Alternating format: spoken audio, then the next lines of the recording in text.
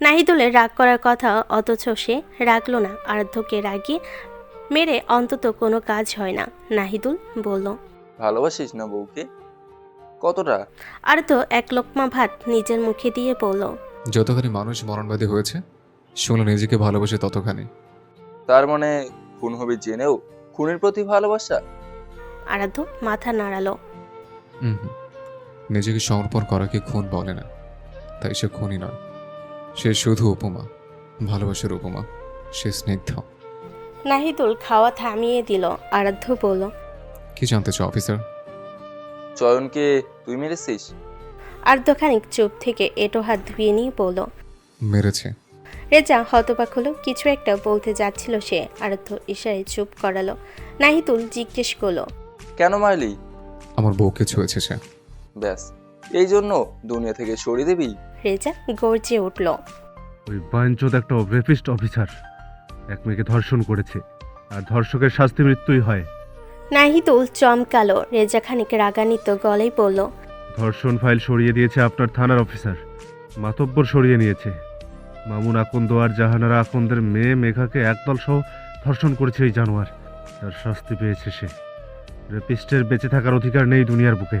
নাহিদুল কিছুক্ষণ চুপ থেকে আবার জিজ্ঞেস করলো, আব্বাস খন্দকারকে খুন করার কারণ? ওই আরেক গাদ্দার গাদ্দারি করেছে, দুজন খেয়েছে।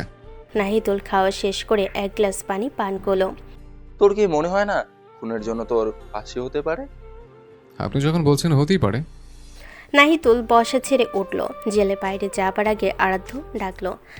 অফিসার, নাহিদুল ঘুরল। আরাধ্য বলল, পরবর্তীতে কিছু জানতে হলে দুর্বলতার জায়গায় হাত মারবেন না, কারণ সেটা সবসময় কাজের নাও লাগতে পারে।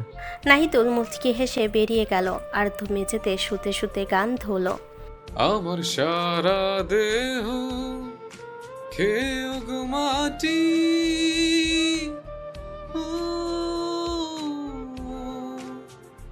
এই চোখ দুটো মাটি খেয়েও না, আমি মরে গেলেও তারে দেখার স্বাদ মিটবে না গো, মিটবে না। তারে এক জনমে ভালোবেসে ভরবে না মন, ভরবে না। ইফরা থানা থেকে বেরোতেই মানহার দেখা পেল। বাইরে একটা বাচ্চা থেকে ফুল কিনেছে। ফুটফুটে সুন্দর বাচ্চা, বয়স অল্প, তবে কাঁধে সংসারের ভার। তখন বিকেলবেলা 12টা। শহর থেকে গ্রামে ফিরতে প্রায় 2 ঘন্টার মতো পথ। মানহা দুটো ফুল আর একটা গাছরা নিয়ে এলো। বেলির গাছরাটা ইফরার দিকে এগিয়ে দিতে ইফরা বুড়ো কুচকে তাকালো। মানহা বলল, এটা তোমার পছন্দ মনে হয়? একদিন দেখলাম ছোট নবাব এনেছিল। ইফরার মনে পড়ল আরাধ্যর বেলি ফুল পছন্দ এনেছিল লোকটা।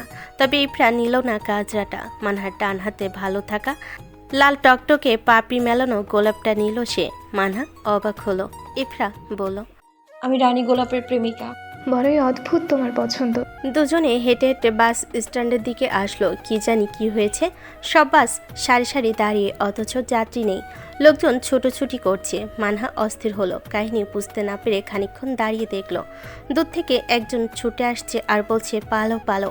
ইফরাটায় দাঁড়িয়েছিল। হঠাৎ এক টোটো চালক তার গাড়ি নিয়ে এসে থামালো। আপা উঠে আসেন, সামনে ঝামেলা লাগছে। এক বাড়িতে আগুন দিছে, নেতার লোক। আজ গাড়ি চলতো না। ইফরা শুধু তাকিয়ে দেখছে। প্রাণের লোভে মানুষগুলো এদিক ওদিক ছুটছে। মানহা হাত টেনে টোটোতে তুলল ইফরাকে। চালক দ্রুত গাড়ি স্টার্ট দিয়ে ছুটল। প্রায় 25 মিনিটের মাথায় শহর ত্যাগ করে গ্রামের চিকন পিচঢালা রাস্তার দিকে এলো গাড়িটা। চারিদিকে সব রয়েছে, তবুও ইফরার শূন্যতা অনুভব হলো। এ কেমন শূন্যতা! বারবার চোখ ভরে উঠতে শুরু করলো মেয়েটার। মানহা বাইরের পানে তাকিয়ে আকাশ দেখছে। তার চোখের ভাষা বুঝতে চাওয়া ভুল। সে দুঃখ বিলাসী নাকি ষড়যন্ত্রকারী, তার কোনো সঠিক তথ্য জানা নেই। বিধাতা চাইলে সব হতো তার। প্রেম হতো, একটা ঘর হতো, সংসার হতো। তবে তিনি চাইলেন না। সব হয়েও আর কিছুই হলো না। মানহা অভিযোগ করে না। সে অভিযোগে আর স্বাচ্ছন্দ্য বোধ করে না। জীবনের প্রতি অভিযোগ রাখা যায় না। বিকেল নাগাদ মিরপাড়া ইউনিয়নের দিকে গাড়ি এসে থামল। এখনও পথ অনেকটা বাকি। হঠাৎ করে টোটো চালক বলে উঠল, আমি আর যাইতে পারুম না আপা, বউডা অসুস্থ, কল করছে, আমার এখনই যাওয়ান লাগবো। ইফরা বিনা বাক্যে গাড়ি থেকে নামলো। মানহা খানিক আপত্তি করলো বটে। এটা কি বলেন আপনি? এখন এখান থেকে যাব কেমনে? ইফরা তর্ক করলো না, ভাড়া মিটিয়ে একদানে হেঁটে যেতে লাগলো। ইফরা চলে যাচ্ছে খেয়াল হতে মানহা দ্রুত গাড়ি থেকে নামলো। বৌরানী, একা যেও না, আমি আসছি। মানহা গাড়ি থেকে নেমে ছুটে এসে ইফরার পাশে দাঁড়ালো। প্রায় 1 থেকে 1.5 কিলো হাঁটলে তবে মীর বাড়ি পৌঁছানো যাবে। দুজনে নীরবে হাঁটছে। হঠাৎ মানহার মনে হলো চৌরাস্তার মোড়ে ডান পথে হাঁটলে মীর বাড়ি দ্রুত পৌঁছানো যাবে। যেইভাবে সেই কাজ মানহা ডাকলো। বৌরানী, ইফরা ঘাড় ঘুরিয়ে তাকালো। মানহা বলল, বাম দিকে পথে গেলে ঘোরা হবে অনেক, এতে সন্ধ্যা নেমে যাবে।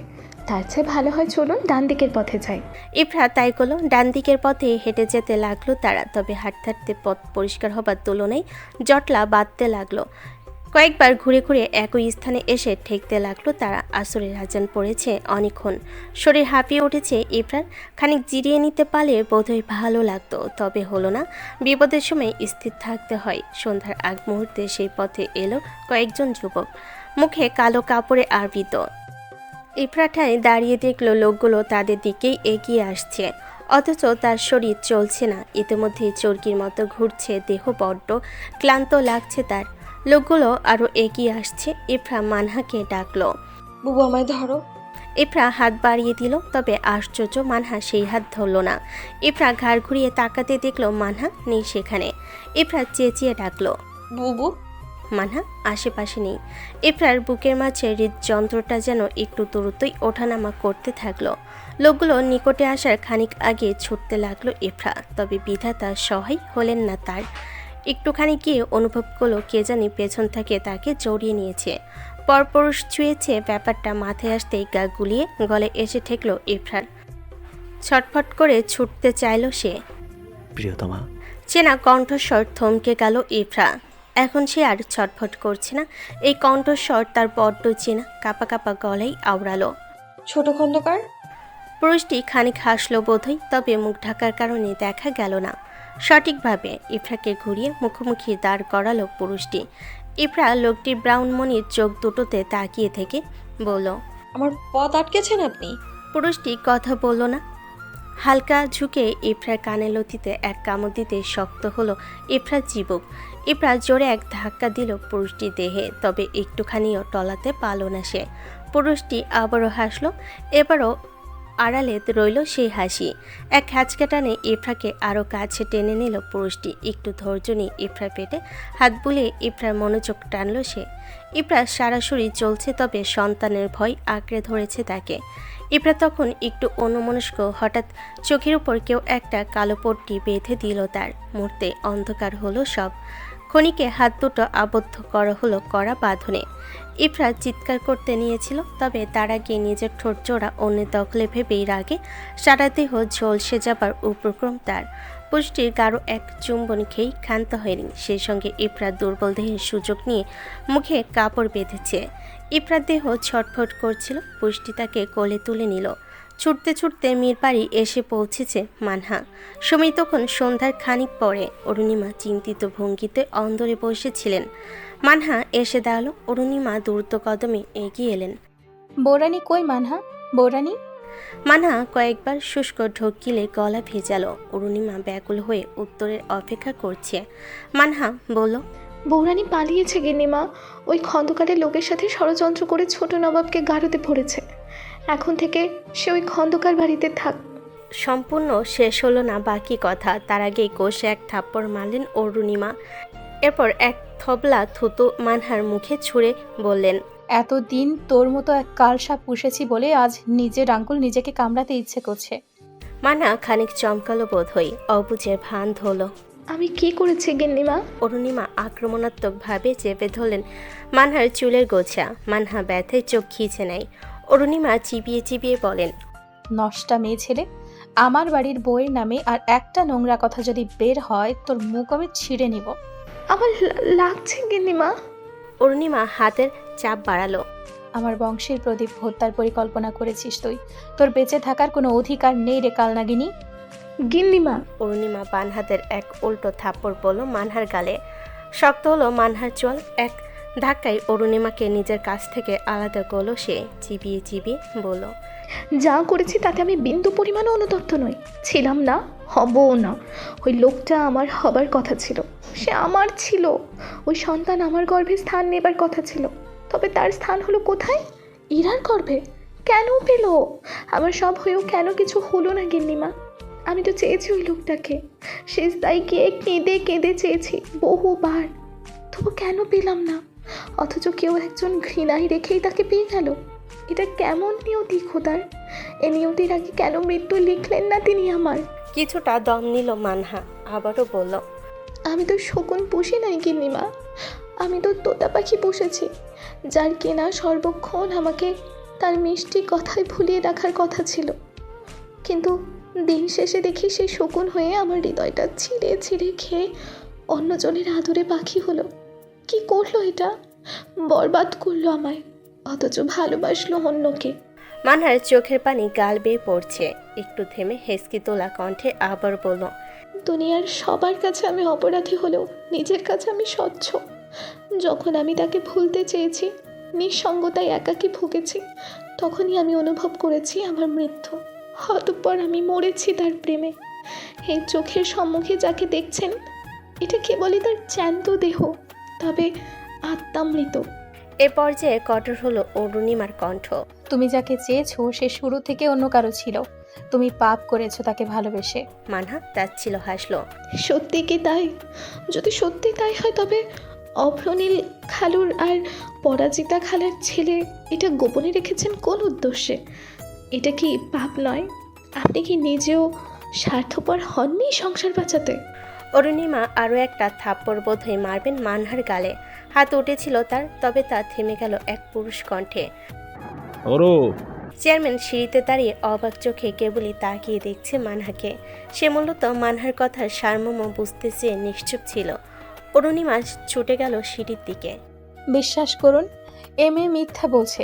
আপনি হত্যার আদেশ দিয়েছিলেন অপরাজিতার ছেলেকে, তারা মেরে দিয়েছে, ও বেঁচে নেই।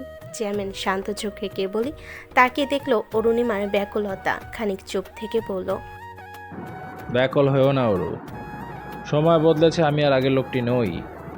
অরুণিমার কণ্ঠ কাঁপছে। বিশ্বাস করুন, ও বেঁচে নেই। চেয়ারম্যান আদুরে হাত রাখলো অরুণিমার গালে। শান্ত হও ওরু, আমি জানি আমার লোক অপরাজিতার সন্তানকে খুন করতে পারেনি। তুমি মহান ওরু, সতীন ছেলেকে এত বছর লুকিয়ে রেখেছো, তাকে বাঁচিয়েছো। অরুণিমা ছিটকে সরে গেল। সে সতী নয় আমার, আপনার রক্ষিতা। তবে তার সন্তান কেবলই এই মেয়ের পরিবারের রক্ত। উচ্চস্বরে হেসে উঠল মানহা। অরুণিমা তীব্র বিরক্তি নিয়ে এসে চেপে ধরল তার হাত। টানতে টানতে নিয়ে গেল কালকুঠুরির পথে। অরুণিমা সহজ নয়, আর যেন বহু বছরের পুরনো অরুণিমাকে দেখছে মীর আহনাব। এ যে বিধ্বংসী নারী। মীর পরিবারের রক্তের ক্ষতি সে কোনো কালেই মানবে না।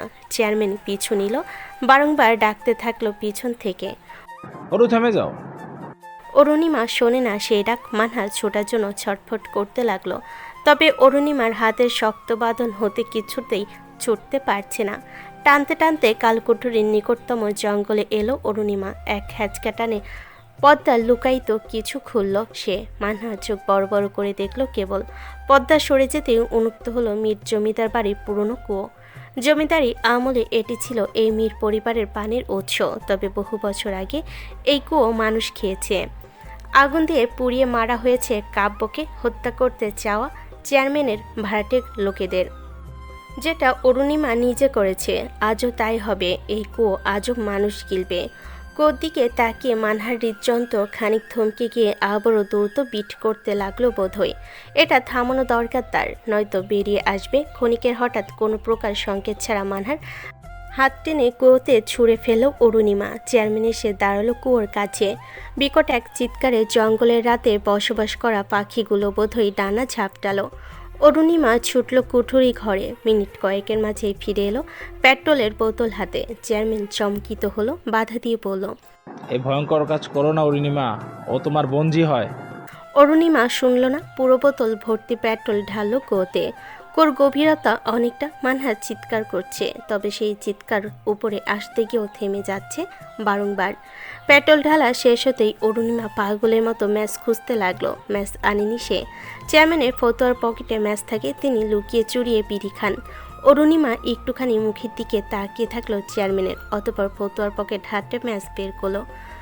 কুঠিরের দরজার একটা মশাল রাখা হয়েছে, অরুণিমা হাতে তুলে নিল সেই মশাল, আগুন দিল তাতে এবং চোখের পলকে সেই আগুন ছুঁড়ে মারল কুয়োতে।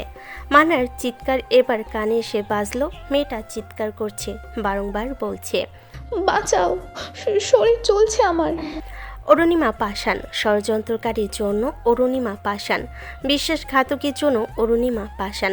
আজ তার চোখে অপরাধ বোধ নেই, সে শাস্তি দিয়েছে। চেয়ারম্যান এগিয়ে এসে এক হাতে জড়ালেন অরুণিমাকে। অরুণিমা তার দিকে একটু তাকিয়ে থেকে বলল, আমার ফায়াজ ঘর করা ছেলে ছিল না আহনাফ, সে ঘর বেঁধেছে। ইরার রূপে পড়ে হোক বা ভালোবেসেই হোক, তার একটা ঘর হয়েছে। তোমার বংশের প্রদীপ ওই মেয়ের গর্ভে, তাকে ঝরতে দিও না আহনাফ। ফিরিয়ে আনো আমার ইরাকে, ফিরিয়ে আনো মীরবাড়ির পরবর্তী প্রজন্মকে। চেয়ারম্যান দীর্ঘশ্বাস পেলেন। অচিরেই কানে বাজলো আরাধ্যর যাওয়া কথাগুলো, আমার বউকে আপনার আমানতে রেখে গেলাম আব্বাজান। নিশীথের আধারে অন্ধকার আচ্ছন্ন এক কুটিরে বন্দি করা হয়েছে ইফরাকে। পুরো ঘর জুড়ে ভিজে মাটির এক ছ্যাঁতছেঁতে গন্ধ। ইফরার বারবার গা গুলিয়ে আসছে। থেকে থেকে কেমন জানি পচা এক ঘ্রাণ নাকে এসে বাড়ি খাচ্ছিল সেথায়। থেকে থেকে বহুবার নিঃশ্বাস আটকে দিয়েছে সে। অনুমান করা যায় এটা কাঁচা মাটির ঘর। মৃদু টিম টিম হলুদ আলো নিয়ে কেউ একজন ঘরে প্রবেশ করলো। একটু একটু করে ইফরার কাছে এসে হাঁটু ভাঁজ করে বসলো। ইফরা রক্ত চোখে তাকালো সেদিকে। নারীর দুর্বলতার সুযোগ নিচ্ছেন আপনি ছোট খন্দকার। এতখানি অধপতন আপনার। উড়ান হাসলো। মাটিতে বাবু হয়ে বসে একটা সিগারেট ধরিয়ে ঠোঁটে চাপলো।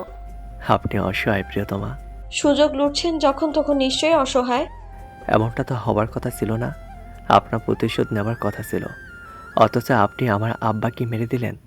তা দিয়েছেন ভালো কথা, নয়তো ওই জানোয়ারকে আমিই মেরে দিতাম আপনার ক্ষতি করার উদ্দেশ্যে। ইফরা তাচ্ছিল হাসলো। আপনি না ভালোবাসতেন আমাকে? এখনো বাসি।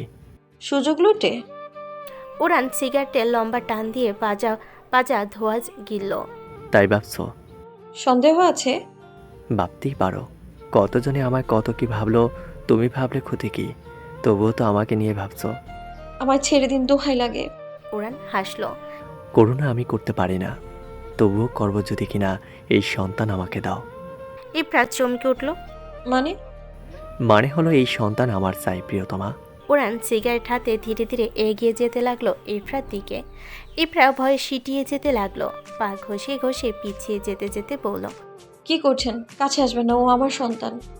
উড়ান আবারও হাসলো। তুমি খন্দকার বংশের মেয়ে হয়ে মীর বংশের সন্তান গর্বে রাখতে পারো না প্রিয়তমা, তুমি তাকে গর্বে নিয়ে ভুল করেছ। ইফরা গর্জে উঠল। কিসের বংশ? কোনো বংশ নেই আমার। দয়া করে খন্দকার, ছোট খন্দকার, এই পাপ করবেন না আপনি। আমার সন্তান, ওর বাপ এখনো জানে না, ওর অস্তিত্ব। কাছে আসবেন না দয়া করে। উড়ান আরও কিছুটা ঝুঁকে গেল। সিগারেটের অবশিষ্ট অংশ চেপে ধরল ইফরার পেটে নরম চামড়া মুহূর্তে জ্বলে গেল তার। উড়ান এক হাতে চুলের গোছা চেপে ধরল ইফরার। কে বললো আপনাকে আমি মেরে ফেলবো এই সন্তানকে? মারবো না প্রিয়তমা, আমি তাকে মারবো না, তবে এই সন্তান যে আমার চাই। দরজায় কিছুটা শব্দ হলো, কেউ একজন আসছে। উড়ান সরে গেল ইফরার কাছ থেকে। উঠে গিয়ে দরজা খুলো। বাড়ির কাজে লোক এসেছে। উড়ান জিজ্ঞেস করলো, কাহিনী কি? বন্দির খাবার এনেছি আর আপনাকে ডাকে বড় খন্দকার। উড়ান দরজায় তালা মারল। আমি আসার আগে এই দরজায় হাত লাগাবে না। দুজনেই চলে গেল। চেয়ারম্যান রাত্রিতে লোক লাগিয়েছে ইফরার খোঁজে, তবে কোনো খোঁজ এখনো অবধি এসে পৌঁছায়নি। রাত পেরোলেই আরাধ্যর কেস কোর্টে উঠবে। উকিলের সহিত কথা বলছে মীর আহনাফ। তার ভাবনা মতে মীর বংশের ছেলেরা জেলে থাকে না। উকিল খানিক আগেই বাড়ি ছেড়ে গেল। চেয়ারম্যান ঘরে এলো। অরুণিমা সেই যে জায়নামাজে বসেছে, এখনও ওঠেনি। চেয়ারম্যান দেখলো অরুণিমা তখনও কাঁদছে, বারবার আল্লাহর কাছে ফরিয়াদ করছে ছেলে মেয়েদের জন্য। গায়ে ফতুয়া খুলে গোসলখানার দিকে রওনা হলেন তিনি। খানিক বাদে হাত মুখ ধুয়ে ঘরে এলেন। অরুণিমা ঘাড় কাত করে একটুখানি দেখে উঠে দাঁড়ালো। চেয়ারম্যানের রাতে ওষুধ থাকে, না খেলে শরীরের অবস্থা কাইল হয়ে পড়বে। অরুণিমা গিয়ে খাবার আনলো। চেয়ারম্যান তখন বেলকুনিতে দাঁড়িয়ে সিগারেট ফুঁকছিল। অরুণিমা ডাকলো, খাবেন চলুন। চেয়ারম্যান একটুখানি তাকিয়ে দৃষ্টি ঘুরিয়ে নিল। আকাশ মেঘলা। অরুণিমা আবার ডাকলো, ওষুধ নিতে হবে আপনার, অল্পখানি খেয়ে ওষুধ নিন। সিগারেট ফেলে ঘরে এসে শুয়ে পড়ল চেয়ারম্যান। অরুণিমা বেজায় বিরক্ত হলো। কি চাইছেন কি আপনি? আমার মরণ? আমি মরলে শান্তি লাগবে তাই না? থাক, খেতে হবে না। চেয়ারম্যান চোখ বুজে সব শুনল। খানিক বাদেই অরুণিমা বকবক করতে করতে এসে পাশে শুয়ে পড়ল। চেয়ারম্যান বলল, রাত পেরিয়ে উঠলে ফারহানের কেস কোর্টে উঠবে ওরু, অথচ আমি ওই মেয়ের কোনো খবর এখনো বের করতে পারিনি। পাগলের কানে খবর গেলে কি হবে ভেবেছো? আপনি নিজের ছেলের কথাই ভাবছেন, অথচ মেয়েটা কি অবস্থায় আছে তা ভাবছেন না। চিন্তিত হবার কোনো কারণ নজরে আসছে না আমার। আমি আমার মানিককে নিয়েই চিন্তিত কেবল। অরুণিমা কথা বাড়ালো নাকি বাড়াতে চাইলো না ঠিক বোঝা গেল না। সে কেবলই পাশ ফিরে পড়ে থাকে। দু চোখে ঘুম নেই তার। রাত্রি দ্বিপ্রহরে ঘুম অচল। পুরো খন্দকার বাড়ি কাজে লোক থেকে শুরু করে সকলেই গভীর ঘুমে। হঠাৎ তাইবার ঘুম আলগা হয়ে এলো। গা থেকে ধীরে ধীরে সরে যাচ্ছে আজানের হাত। আজান উঠে বসলো। বেশ সাবধানে খাট থেকে নেমে গেল। তাইবার চোখে ঘুম নেই। সে ঘুমাতে পায়নি। বহু কষ্টে দু চোখ বুজেছিল সে। ইফরাকে আনা হয়েছে খন্দকার বাড়িতে। খবর কানে এসেছে তাইবার। সে জানতো রাতে এমন কিছু হবে। বারবার চেষ্টা করেছে আজানকে আঁচলে বাঁধতে, তবে পারেনি। উড়ানের উন্মাদনা লোকচক্ষুর সম্মুখে, তবে ইফরার প্রতি আজানের আসক্তি সম্পূর্ণ গোপনীয়। তাই বা পারেনি ওই লোকের হৃদয় জায়গা নিতে। কেন পারেনি আজও অজানা তার। আজান বেরিয়ে গেছে ঘর ছেড়ে। তাই বা ধীরে ধীরে উঠে বসলো। খানিকক্ষণ এদিক ওদিক তাকিয়ে দ্রুত বিছানা ছেড়ে নামলো। সাদা রঙের এক ওড়না কোনো মতে মাথায় দিয়ে সেও ঘর ছেড়ে বেরিয়ে গেল। সে নিশ্চিত আজানের গন্তব্য ওই মেয়ে। দুঘর পরেই উড়ানের ঘরটা। তাই বা একবার সে ঘরে উকি দিয়ে দেখল উড়ান তখন গভীর ঘুমে।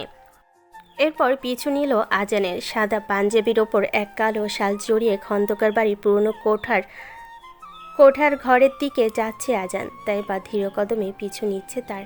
তাই বা দু চোখ ভরে আসছে। সে জানতে চায় ওই ঘরে নিশ্চয়ই ইফরা আছে। এক মেয়ের প্রতি কেন দুই ভাইয়ের এত আসক্তি? সে খন্দকার বাড়ি মেয়ে, তবে কেন সে স্বামীর ভালোবাসা থেকে বঞ্চিত? কেন সে সন্তানের মা হবার থেকে বঞ্চিত? তাইবার মনে পড়ল মাস চারেক আগের কথা। বিবাহের এত বছরও যখন সন্তানের মা না হবার হতাশা তাকে কুড়ে কুড়ে খাচ্ছিল, এরই মাঝে হঠাৎ কনসিভ করলো মেয়েটা। কত কত স্বপ্ন সাজালো নিজের জন্য, নিজের নবাগত সন্তানের জন্য। তবে কি জানতো তার স্বামীকেই জানানোটাই তার জীবনের সবচেয়ে বড় কাল হবে, তার সন্তানের জন্য কাল হবে। কোনো বাবা কি সত্যি তার সন্তানকে খুন করতে পারে? পারে বোধহয়। নয়তো আজ তার নবগত সন্তান পৃথিবীর আলো দেখত। তাকে দেখতে দেওয়া হয়নি। তার সন্তান তাকে মা বলেনি। কখন জানি চোখ ভরে পানিগুলো গালে এসেছে খেয়াল নেই তাইবার। কোঠার ঘরে কাছে আসতে কানে বাজলো ইফরার কণ্ঠ। মেয়েটা চিৎকার করছে। তাইবার বুকের মাঝে কেমন একটা মোচড় দিল। গোপন খবর পৌঁছেছে তার কাছে। ইফরা অন্তঃসত্ত্বা। এসব শারীরিক অত্যাচার ঝুঁকি হয়ে দাঁড়াবে অন্তত। তাইবার দরজায় হাত দিতে আলগা হয়ে গেল ঘরের দরজা। আজান তখনও বদ্ধ উন্মাদে নাই এগিয়ে যাচ্ছে ইফরার দিকে। তাইবা দেখলো লোকটার চোখে মুখে লালসার ছাপ। আজ বড্ড ঘৃণা হলো নিজের ওপর। সে কি তবে স্ত্রী হিসাবে ব্যর্থ? তার স্বামী তার কাছে অখুশি ছিল। তাই তার শরীর অবশ হয়ে আসছিল। হাত পা ঝিমঝিম করছে। কাঁপা কাঁপা গলায় সে ডাকলো, খন্দকার সাহেব। চৌকিতে ঘুরে তাকালো আজান। ইফরার কাতর দৃষ্টিতে দেখলো তাইবাকে। মেয়েটার চোখে পানি। তাইবা দেখলো আজানের হাতে এক সিরিঞ্জ। ওটা কি? তবে কি তার মতো আরেকটা মাও সন্তানহারা হবে? তাইবা নিজেকে শক্ত করে বলল, আর কতখানি পাপ করলে তবে তৃপ্ত হবে আপনার হৃদয়? এখানে কেন এসেছো তুমি? এইটা আমার প্রশ্নের উত্তর না খন্দকার সাহেব। মরার শখ পুষেছো আজকাল। তাইবা তাচ্ছিল হাসলো। মরেই তো বেঁচে আছি, আর কিভাবে মারবেন আমাকে? চলে যাও। তাই এবার আমার কাজে বাধা হতে এসো না, চরম মূল্য ঠেকাতে হবে তোমাকে। আর কত? আজান যেন চমকিত হলো। তাইবার কণ্ঠে কৈফত, যে কৈফত চাইছে তার কাছে। চোখ বুজে কারো এক শ্বাস ফেলে নিজেকে শান্ত করলো আজান। আবারও ইঞ্জেকশন হাতে ইফরার দিকে এগিয়ে যেতে লাগলো। ইফরা বলল, মরণে ভয় করুন খন্দকার সাহেব, আপনার পাপের ভার আর বাড়াবেন না। আজান সহ্য করতে পারল না, দ্রুত পা চালিয়ে গিয়ে চেপে ধরল ইফরার চুলে গোছা, দাঁতে দাঁত চেপে চিপিয়ে চিপিয়ে বলল, পাপ ততদিন করিনি যতদিন তুই হয়েছিলি, যতদিন আমার নজরে ছিলি। ইফরার চোখে অবাকের রেশ, সম্পূর্ণ কথা তার মস্তিষ্কে প্রসেসিং হতে পারেনি। ইফরা প্রশ্ন করল, আপনার কথার যথার্থ কারণ কি? ভালোবাসা। পেছন হতে তাইপের কণ্ঠে খানিক অবাক হলো ইফরা, বিড়বিড় করে আওড়ালো, ভালোবাসা। আমায় ফিরতে বলেছিল তৈয়বা। আমি ফিরলে কি করবেন আপনি ওর সাথে? আজান ইফরাকে ছাড়লো, ঘুরে এসে দাঁড়ালো তাইবার কাছে। আমি তোমার যা করিনি তাই করব। কতটা নিচে নেমেছেন ভাবছেন? আজান কেমন করে জানি হাসলো। ভাবলাম উড়ান ভাই জানলে ওকে ছুঁড়ে দেওয়ার অপরাধে পুলিশ ছিঁড়ে নেবে আপনার। তাইপের কথা শেষ হলো না, তার আগেই গলায় শক্তপোক্ত এক হাতের থাপা বসালো।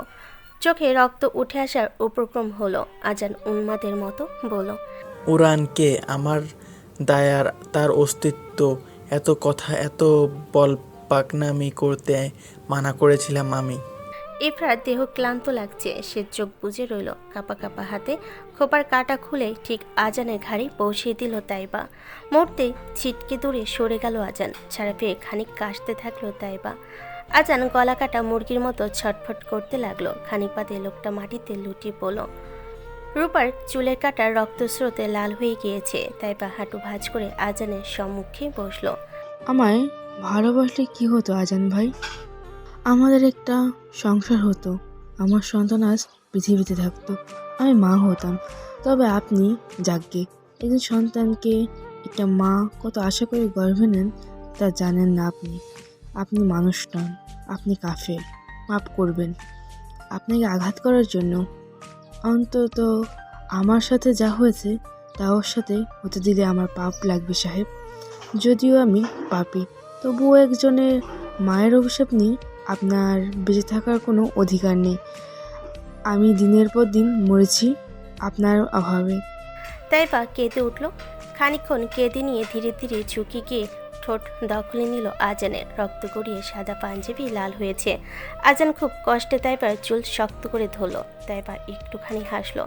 ঘাড়ে বিধানো রূপালি কাঁটাটা হ্যাঁচকা টানে খুলে নিল। কাঠিতে তখনও রক্ত লেগে আছে। তাইবা জিহ্বা দিয়ে একবার চেটে রক্তের নোনতা সাথে চোখ আবেশে বুঝে নিল। তার পর মুহূর্তেই এবার কাঠিটা ঠিক আজানের চোখ বরাবর ঢুকিয়ে দিল সে। বিকট এক চিৎকার ফেটে পড়ল পুরো কোঠা ঘরে। ইফরা শান্ত চোখে দেখছে কেবলই সব, যেন মনে হচ্ছে যেন এটা নিত্যদিনের খেলা। তাইবা উঠে দাঁড়ালো, ধীরে ধীরে এগিয়ে এসে ইফরার কাছে একটুখানি দেখে নিয়ে বলল, তুমি ভাগ্যবতী। বলছো? বলছি। দুজনে মাঝে খানিক নীরবতা চলল। ইফরা বলল, ওটা যে মরলো। তাইবা আজানের দিকে তাকালো। মারলাম তো। আফসোস হচ্ছে না? কেন? স্বামী ছিল তোমার, ঘরটা ভাঙলে। এরপর যে উচ্চ শব্দে হেসে উঠল তাইবা। ভালো বললে কিন্তু ঘর ভাঙলো। ইফরা ভোরজকল কুচকে তাকালো। তাইবা বলল, সে আমাকে নয় তোমাকে চেয়েছিল, আমি কেবল ছিলাম তার সঙ্গিনী। তবে প্রাণপ্রিয়া নয়, যেটা তুমি না চাইতে হয়েছ। ইফরা বোধহয় অবাক হওয়ার কাল চলছে। একের পর এক চমক বিধাতা তাকে দিচ্ছে। খানিক বাদেই ভোরের দিকে সময় যাবে। তাইবা বলল। ইফরা কিছুক্ষণ তাকিয়ে থেকে বলল, বিনিময়? তাইবা তাচ্ছিল হাসলো। নিজেকে বাঁচাও। ইফরা নিশ্চুপে কেবলই দেখলো তাইবাকে। তাইবা উঠে হাত পায়ের বাঁধন খুলতে লাগলো ইফরার। ইফরা বলল, সঙ্গে চলো আপা, বাকি জীবনটা না হয় আমাদের সঙ্গেই কাটিও। ইফরা হাত নিজের মুঠিতে শক্ত করে চেপে ধরল তাইবা। আদুরে হাত ছুঁয়ে দিল গালে। গাঢ় এক চুমু খেলো হাতে। এরপর বলল, আমি তাকে ভালোবাসি, সে একা থাকতে পারবে না মেয়ে, আমাকে সঙ্গী হতেই হবে, তুমি পালাও। ইফরা বোধহয় আরো কিছু বলতো, তবে কারোর পায়ের শব্দ কানে বাজলো তাদের।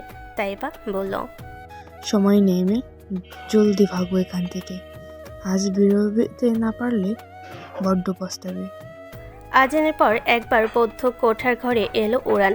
তাইবা স্বামীর লাশের পাশে বসে রয়েছে, ঠিক যেন জড় বস্তু নেয়। আজানের চোখ গলে রক্ত পড়ছে, বুকের ভেতর সে রূপার কাঠি ঢোকানো। উড়ান ঘরে প্রবেশ করতে চমকিত স্বরে ডাকলো, আপা। তাইবা তাকালো। তার চোখে কি বেদনা নাকি অন্য কিছু উড়ান বুঝলো না সে ভাষা। তাইবা হাত ইশারায় ডাকতে উড়ান ভাইয়ের লাশের কাছে এসে বসলো। আপা ভাইজানে কি হয়েছে আপা? তাইবা কথা বলল না। উত্তরে কেবলই খানিক মলিন হাসলো। উড়ান ঘরে চোখ বোলালো। ইফরা কোথাও নেই। রক্ত চোখে প্রশ্ন করলো, আমার প্রিয়তমা কোথায় আপা? পালিয়েছে। উড়ান অবাক কণ্ঠে আওড়ালো, পালিয়েছে? জি। উড়ান অপেক্ষা করলো না। তার সন্দেহ ইফরা খুন করে পালিয়েছে। সে উঠে দাঁড়ালো। একটু অপেক্ষা না করে ঘর ছেড়ে বেরিয়ে গেল। তাইবা তার যাওয়ার পানে তাকিয়ে কেবলই হাসলো। ছুটতে ছুটতে হাঁপিয়ে উঠেছে ইফরা। কোথায় ছুটছে জানা নেই। জঙ্গলের পথে ছুটে আসছে উড়ান। চেঁচিয়ে ডাকছে, প্রিয়তমা। ইফরা কানে বাজলো বোধহয় সেই ডাক। না, এটা ভালোবাসার ডাক নয়, এক মা অমানুষের ডাক। ইফরা হাঁপিয়ে যাওয়া শরীরটা টেনে টেনে আবারও ছুটল। ডিঙ্গিতে পার হতে হবে তার। নদী পার হতে হবে। সাথে পার হবার শক্তি অবশিষ্ট নেই তার। ব্যতিক্রম ঘটে এক ভাঙা চোরা নৌকা রয়েছে। ইফরা কোনো নৌকার কাছে এলো। হাঁপ ছালো। পেটের নিচে ভীষণ ব্যথা করছে তার। নৌকায় বসার আগে ঘাটে এক বাঁশ টেনে ভাঙল। নৌকা চালাতে বাঁশ কাজে লাগাবে সে। উড়ান ছুটছে জঙ্গল পেরোনের আগে। হঠাৎ কোমরের লোডেড পিস্তল পড়ে যায় তার। থমকে দাঁড়ালো সে। ঘাসের ওপর থেকে আবারও পিস্তল তুলে ছুটতে লাগলো। ততক্ষণে নদী পার হয়েছে ইফরা। বালুর চর পেরিয়ে চরের বস্তির দিকে ছুটছে। ক্লান্ত দেহটা সবুজ চাইছে। গলা শুকিয়ে এসেছে তার। দেহটাকে টেনে টেনে গ্রামের দিকে ছুটল। আর্ধর কাছে খবর পৌঁছেছে চেয়ারম্যানের লোক মারফত। বেলা তখন 10টা। আজকে কোর্টে ওঠার কথা, তবে তার আগে থানা থেকে আসামি হাফিস হয়েছে। রেজা, আরাধ্য, কাব্য তিনজনই লাপাত্তা। আরাধ্য জেল হতে বেরিয়েছে, পুলিশ পিছু নিয়েছে। কাব্য প্রাণপণ চেষ্টা করছে গাড়ি চালিয়ে পুলিশের আড়াল হতে। পরপর আরও 3টে গাড়ি ছুটছে তাদের পিছনে। পুলিশ পুরো ডিপার্টমেন্টের আনাচে কানাচে খবর ছড়িয়েছে আরাধ্য পালিয়েছে। কেস মজবুত। এ কেসে জামিন হবার নয়। প্রায় 2 ঘন্টার মাথায় কাঁচাকলির পথ নিয়েছে কাব্যর গাড়ি। এদিকে গাড়ি ঢুকানোর পথ নেই। মোড়ের শেষ মাথায় গাড়ি রেখে ছুটেছে 3 জন। জঙ্গলের পথটাই একদম নিরাপদ তাদের পালানোর। রেজা ছুটছে প্রথমে, দ্বিতীয় স্থানে আরাধ্য এবং শেষ অবস্থানে কাব্য। জঙ্গলের পথে এসে দুভাগে ভাগ হলো 3 জন। রেজাকে থামালো আরাধ্য। হাতে একটা ছোট্ট সেলফোন দিয়ে খন্দকার বাড়ির পথে পাঠানো হলো তাকে। আরাধ্য ও কাব্য জঙ্গলের পথে ছুটল। প্রথমে খন্দকারের বদ্ধ কুটির দিকে নজর বোলালো তারা। সেদিকে বন্দি নেই। আরাধ্য গা ঢাকা দিল জঙ্গলের পথে। কাব্য সঙ্গী হলো তার। এফরার খোঁজ প্রয়োজন, ভীষণ রকমের প্রয়োজন। গ্রামের এক কুঠিরে আশ্রয় পেয়েছে ইফরা। মহিলাকে চিনে না। এটা পলি, নিষিদ্ধ পলি। তবে মহিলা ইফরার ক্লান্ত শরীরটাকে ধরে ধরে ঘর অব্দি নিয়ে গিয়েছে। ইফরা বলল, আমাকে কিছু খাবার দেবেন আম্মা? আমার গা গুলিয়ে আসছে। বৌরানী, ইফরা চমকিত হলো। বিপদের ভয় যেন আরো আঁকড়ে ধরল তাকে। ইফরা জিজ্ঞেস করলো, কে কে আপনি? আমায় তুমি চিনবে না মেয়ে, তবে আমি তোমার আপন। আপন হলেও পরিচয় প্রয়োজন। কোন পরিচয় নেবে মেয়ে? এই পল্লীর সর্দানির নাকি এর বাহিরে? ইফরা খানিক ভাবুক হয়ে বলল, দুটোই। আগে খেয়ে নাও, ক্লান্তি তুমি। আগে পরিচয়। মহিলা তাচ্ছিল হাসলো। তোমার দেশ ঠিক তোমার আম্মার মতো। কথা ঘোরাবেন না। বিলাসী আমি, এর বাহিরে আর কোনো পরিচয় নেই আমার। এবারেও মিথ্যে আওড়াচ্ছেন কেন বলো তো? ইফরা খানিক গা এলিয়ে বসলো। পেটের উপর আলগোছে হাত রেখে বলল, খানিক আগেই বলেছেন দুটো পরিচয়। বিলাসী আবারও হাসলো। প্রথম পরিচয় হারিয়েছি বহু আগে, তবুও শুনতে চাইছো কেন? যদি সেটা আপনার প্রথম পরিচয় হয়, তবে ওই পরিচয়েই আপনি পরিচিত নই। ইফরা জিপা দিয়ে মারি আটকালো। তবুও জানতে চাই। অপরাজিতা মেসবা। ইফরা খানিক চমকালো কি না সঠিক বোঝা গেল না। তবে সে বিলাসী পা থেকে মাথা অব্দি ভালো করে দেখে বিড় করে আওড়ালো, মেয়ের বাড়ির ছোট গিন্নি। বসো মেয়ে, খাবার আনছি। খন্দকার বাড়ির পথ পেরিয়ে রেজা ঢুকলো মীর বাড়ির পথে। ঘন জঙ্গল পেরিয়ে কালকুঠুরি গোপন পথে মীর বাড়িতে ঢুকেছে সে। রাইসা জানালার ধারে বসে কিছু একটা ভাবছিল বোধহয়। তড়িঘড়িতে ঘরে ঢুকলো রেজা। ব্যস্ত হাতে ঘরে দরজা লাগিয়ে ডাকলো, রাইসা ধ্যান ভাঙলো। ছুটে এসে আশ্রে পড়ল রেজার বুকে। খানিকক্ষণ পরে থেকে ডুকরে কেঁদে উঠল সে। আপনি এসেছেন আপনি? রেজা হাত রাখলো তার কিশোরী বইয়ের মাথায়। আমায় তো ফিরতেই হতো রাই। রাইসা বুক হতে মাথা তুলল। রেজা যখন কিত মুখে হাত বুলিয়ে পড়ল, তো দেরি করলেন কেন আপনি? রেজা দ্রুত ভঙ্গিতে রাইসার ললাটে চুমু খেল। পুলিশ খুঁজছে রাই। বৌরানী লাপাত্তা, সব মিলিয়ে তোমার প্রশ্নের উত্তর করার সময় নেই। রাইসার কান্নার জোর বৃদ্ধি পেল। আপা পোয়াতি বাজে ছেলে, এই অবস্থায় আমার আবার কিছু হবে না তো? রেজা অবাক কণ্ঠে জিজ্ঞেস করলো। কি বলছো? সঠিক বলছি, আপা পোয়াতি। রেজা খুশি হবে নাকি দুঃখ প্রকাশ করবে জানেনি তার, তবে সে নিশ্চিত পৌরাণিক কিছু হলে আর্দ্রকে সামলানো যাবে না। রেজা বলল। তো ভাত হবে রাই?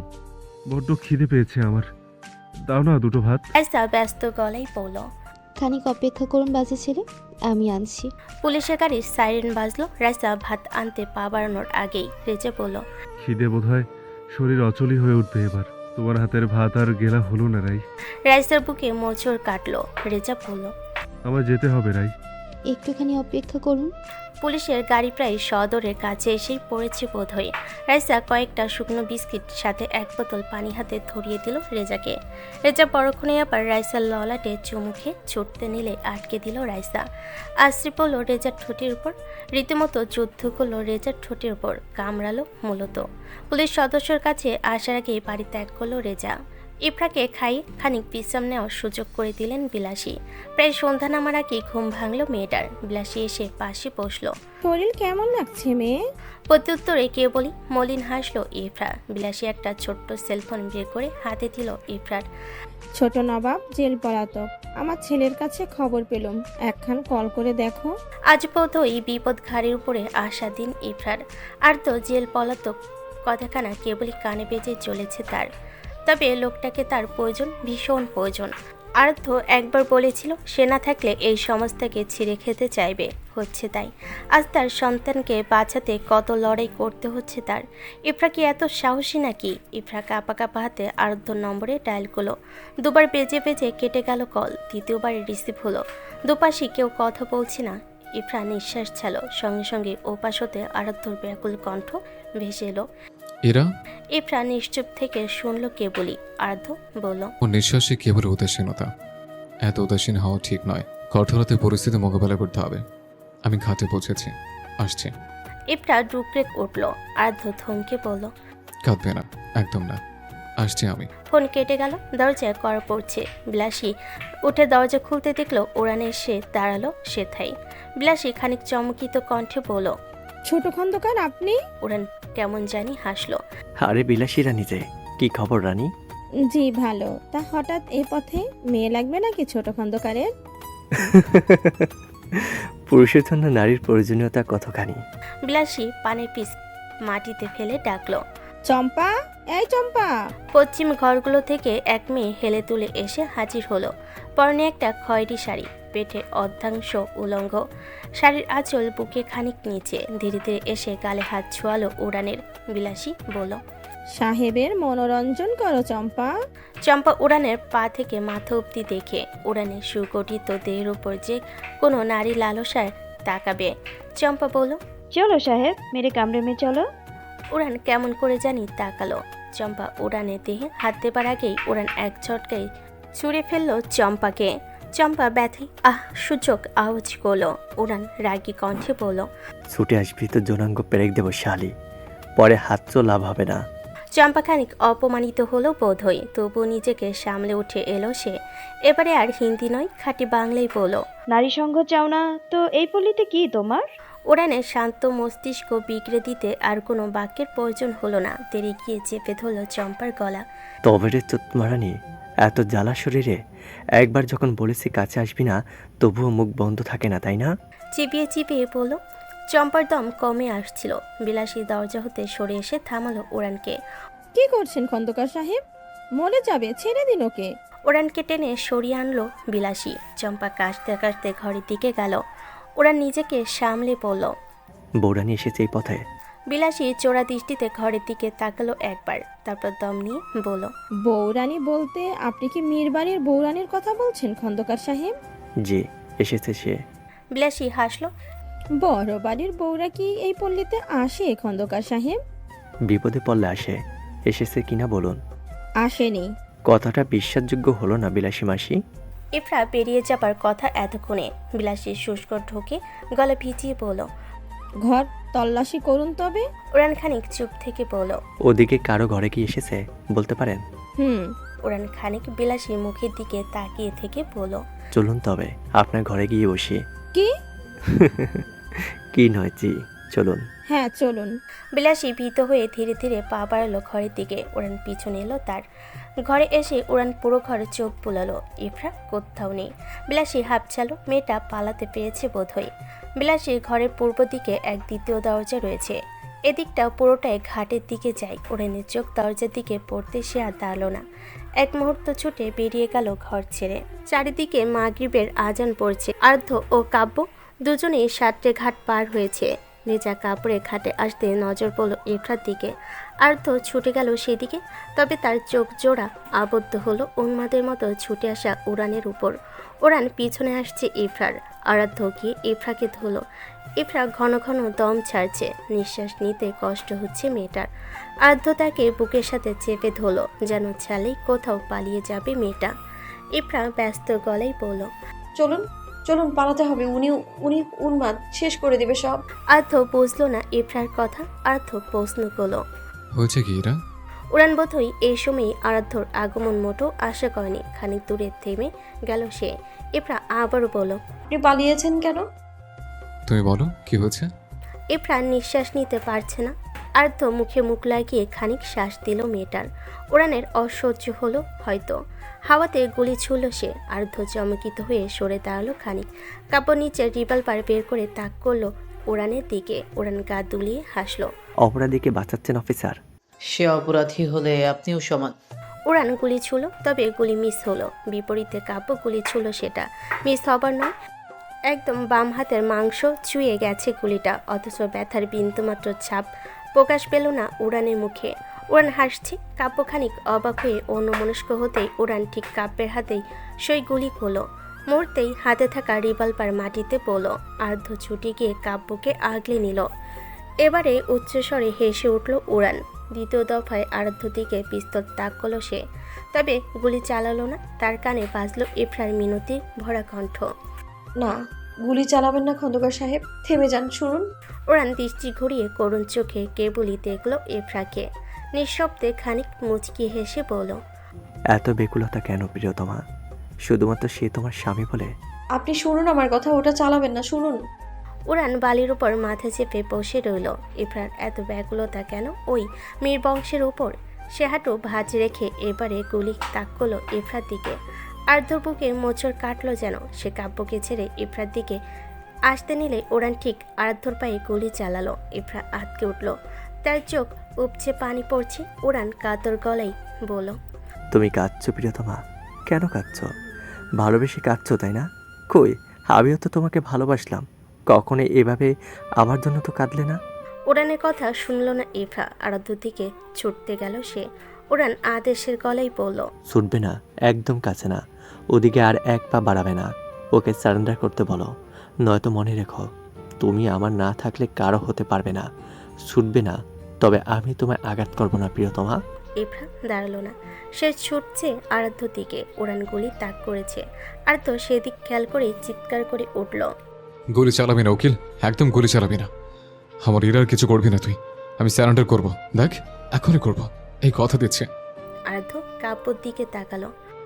এই এই অফিসার, তাড়াতাড়ি হ্যান্ডকাফ লাগা, জলদি লাগা। পরক্ষণে ইফরার দিকে তাকালো। ইফরা তখনও ছুটে আসছে।